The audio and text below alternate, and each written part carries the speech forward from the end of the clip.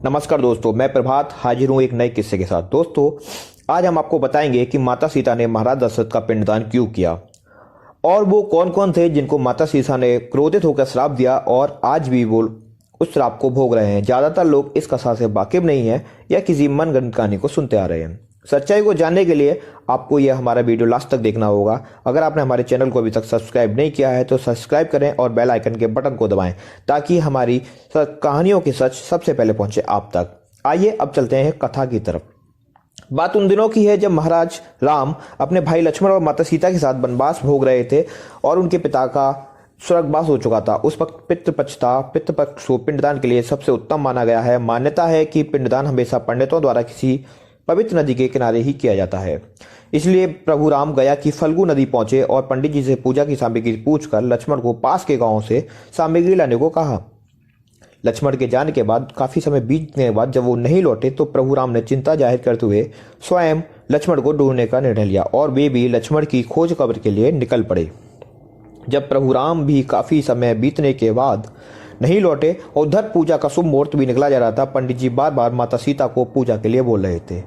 तब माता सीता ने स्वयं यह निर्णय लिया कि वे उपलब्ध सामग्री से ही महाराज दशरथ का पिंडदान करेंगी। उन्होंने पंडित जी से कहा कि वो पूजा आरंभ करें, शायद जब तक दोनों भाई आ जाएं।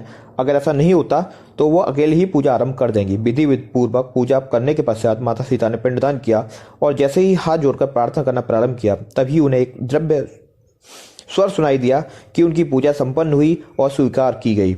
यह सुनकर माता सीता बहुत प्रसन्न हुई। हालांकि वे इस बात को जानती थीं कि श्री राम तथा लक्ष्मण इस बात पर सहज विश्वास नहीं करेंगे। यह भी माना जाता है कि ऐसी पूजा बिना पुत्रों के पूरी नहीं होती। जब माता सीता ने फल्गु नदी, गाय, वटवृक्ष, तुलसी तथा कौवे को इस बात का साक्षी बनने को कहा, माता का आदेश उन मानने के लिए सभी तैयार हो गए। श्री राम को लाख समझाने के बाद भी जब प्रभु नहीं माने तब माता ने सभी साक्षियों को यह वाक्य बताने के लिए कहा, परंतु प्रभु राम के क्रोध को देखकर किसी ने सच बताने का साहस नहीं किया। सिर्फ वट वृक्ष ने सारी सच्चाई बताई। इस बात से माता सीता काफी आहत हुई और उन्होंने दुखी होकर सभी को श्राप दे दिया। माता सीता ने फल्गु नदी को श्राप दिया कि वह हमेशा सिर्फ नाम की नदी रहेगी, उसमें पानी नहीं रहेगा। इसी कारण आज भी फल्गु नदी में पानी नहीं है और वो हमेशा सूखी रहती है। गाय को श्राप दिया कि उनके पूरे हिस्से की पूजा नहीं की जाएगी, इसलिए आज भी गाय के पिछले हिस्से को पूजनीय माना जाता है तथा साथ ही गाय को यहाँ वहाँ भटकने का भी श्राप दिया। माता सीता ने पंडित जी को कभी भी संतुष्ट न होने का श्राप दिया। यही आप कारण है कि आज भी पंडित कितनी भी दान दक्षिणा के बाद संतुष्ट नहीं होते। माता सीता ने तुलसी को श्राप दिया कि गया की धरती पर कभी नहीं उगेंगी और कौए को हमेशा लड़ झगड़ कर खाने का श्राप दिया। साथ ही वट वृक्ष से प्रसन्न होकर माता सीता ने वरदान दिया कि हमेशा पिंडदान के समय इस वृक्ष की उपस्थिति जरूरी होगी। साथ ही दीर्घायु तथा दूसरों को छाया प्रदान करने का वरदान भी दिया। यह भी कहा कि इस वृक्ष की पूजा करके पत्नियां अपने पति की लंबी आयु की कामना करेंगी।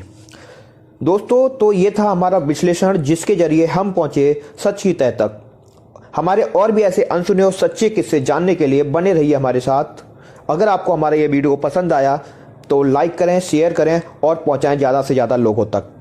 अंत में एक वही अनुरोध कि अगर आपने हमारे चैनल को सब्सक्राइब नहीं किया है तो अभी सब्सक्राइब करें, बेल आइकन के बटन को दबाएं ताकि हमारा हर वीडियो सबसे पहले पहुंचे आप तक। धन्यवाद।